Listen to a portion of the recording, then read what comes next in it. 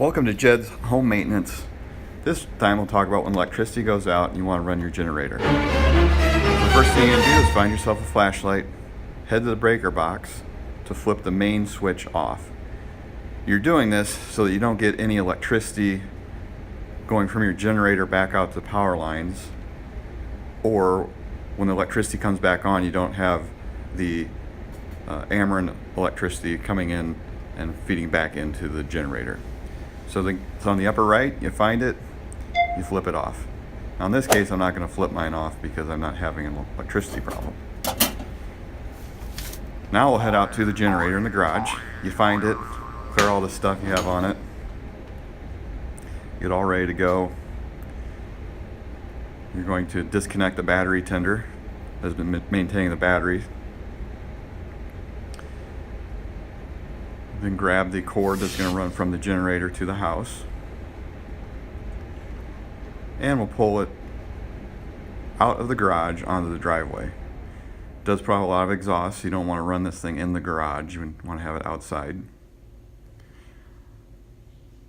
Now we'll start the generator, go around to the back side of it, and we will make sure that it's set to choke. When you first start it, you need to hit choke. And we'll also make sure the switch is on. So here you see me adjusting a choke, and now moving to the switch. Make sure it's in the on position. One more step before we can start it is we have to open the fuel valve, which is underneath the gas tank. Remember, it's righty tighty, lefty loosen, so we're opening it left loosen.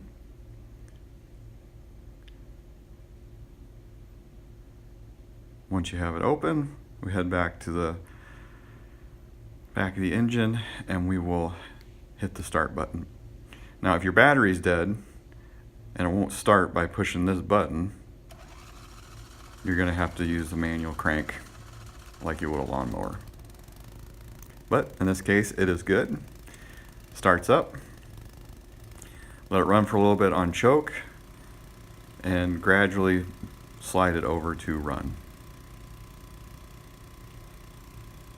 Now we're ready to plug in the generator to the house, which is what we use this white cord for. The red end with 4 prongs is what we'll plug into the generator. There's one outlet that's a 4-prong. The 4-prong only fits in one way. And the outlet on the side of the house is where we'll plug the brown end. Now that it is plugged in, you will have electricity to the entire house.